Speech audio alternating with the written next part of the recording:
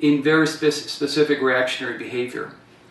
How and what we say to ourselves largely determines the tone of our emotional life.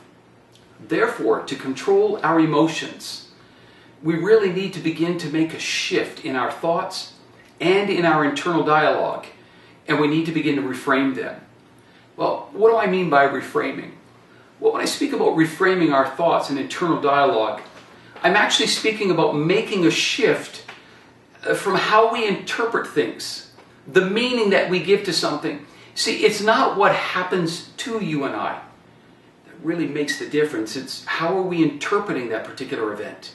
How are we seeing it? You know, most people, there are really two realities in life. There is what I call a big R reality. A big R reality is the facts. That's the reality, that's the truth.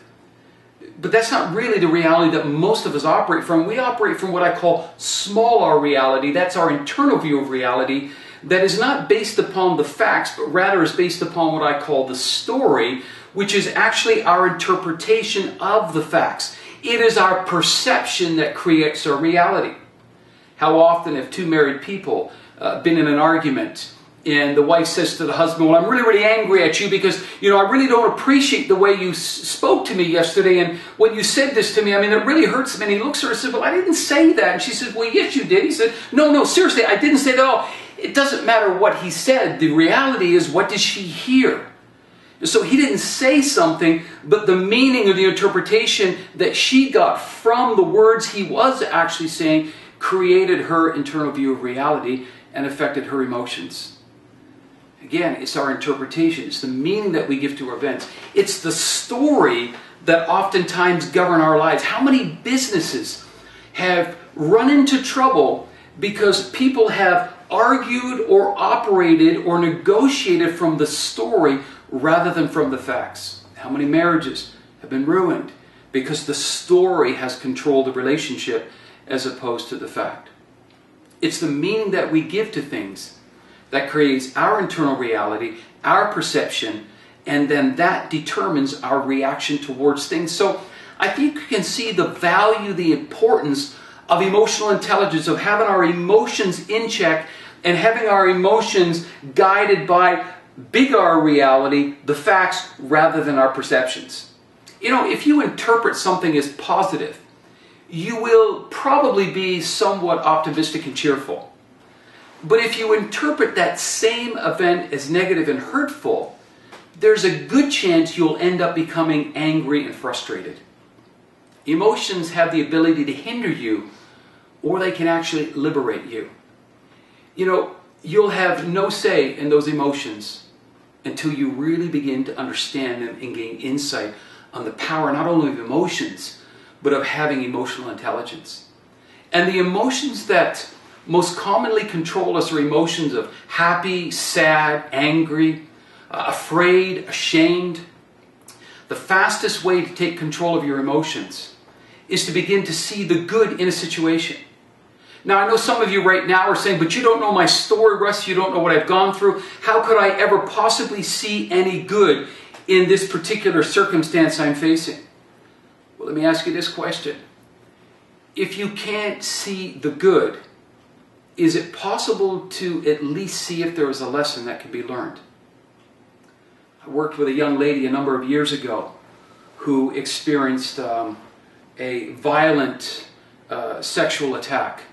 This lady at a young age was raped and spent a number of years in therapy trying to work through the trauma of such a horrific and heinous crime. I'd love to tell you that although she did not find any good in the act of the rape, there's nothing really good you will find in that, but she was able to find something good that could come out of that.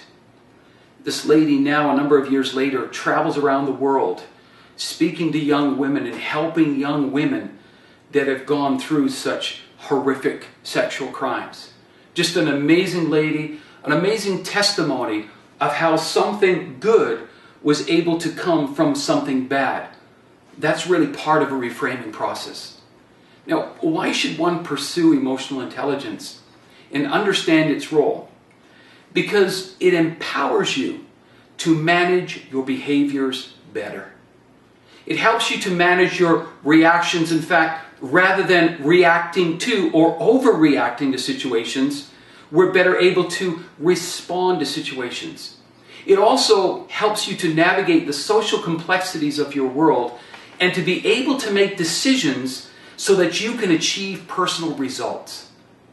Emotional intelligence is critical to success, that it actually accounts for 58% of top performers in all types of jobs. In fact, there was a recent study that was done by the University of Queensland in Australia, and they found that 90% of high performers also had a high EQ, emotional quotient, whereas only 20% of low performers had a high EQ. To truly improve your ability in the 4 skills that we want to share with you in a moment, it's important that you understand each of them and what it looks like in action. You know, when you begin to take charge of your thoughts and the internal dialogue, you will soon begin to gain control over your emotions. And those that experience emotional mastery are those that are pushing through and breaking through into levels of success, taking their relationships, their life, and their business to that next level. Well, let's take a few moments and let's look at these 4 skills that will help you to emotionally declutter and be well on your way to living your dream with the least amount of necessary interventions.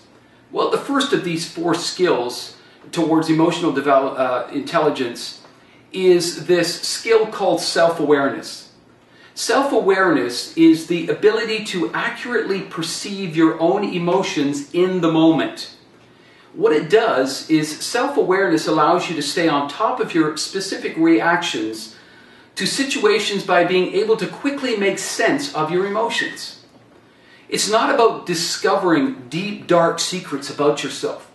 It's not about an unhealthy form of introspection, but rather it's in developing a straightforward and honest understanding of what makes you tick as a human being. It's about understanding both the beauty and the blemishes and beginning to gain mastery over this very important area in your life. Emotional mastery. The second one is authenticity. You see, self-awareness, where self-awareness is knowing who you are, authenticity is about being true to that awareness. Authenticity, it's about maximizing your God-given abilities. It's about focusing on who you are and what you have, then minimizing on what you're not and what you don't have. There was a 7-year study that was recently done. It was called the Genius Factor. And it was a study that involved 197,000 people over 7 years. 75 people with PhDs were part of the study. And what they sought to do was they wanted to discover, are there key traits in highly successful people? Now again, success is a word that's often defined in many different ways, isn't it? We all define success differently.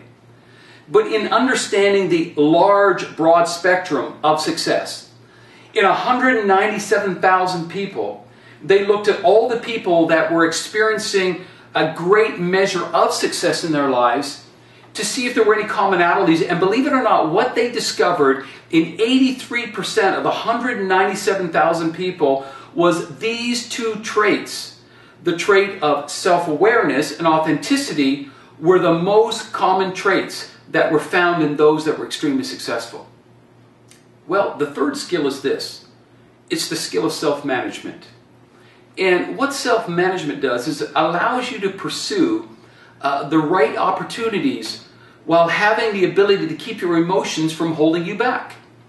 Self-management allows you to direct your behavior positively.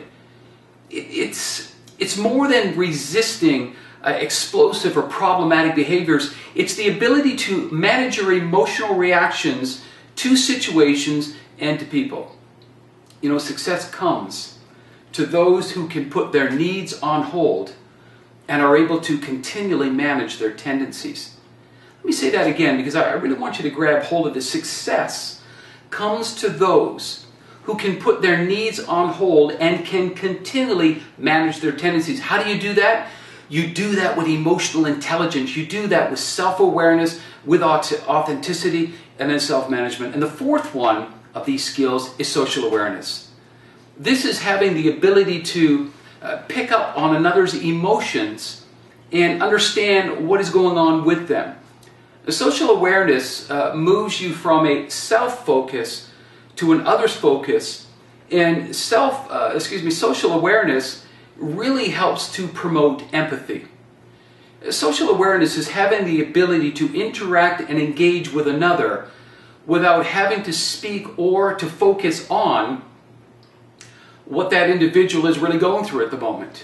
It's having the ability to interact and engage with another without really disrupting your focus on what's going on. It involves focus and listening, which is really at the heart of discernment. Let me take a couple of moments just to conclude with these four skills: self-awareness, authenticity, self-management, and social awareness. These are the skills or the keys to experiencing emotional intelligence. And when you operate in these, when they are functioning in your life, you'll not only create positive changes in your life, but it is also the foundation for experiencing strong and lasting relationships. I want to take a few moments just to encourage you to look at, I've talked about this genius factor study that was done.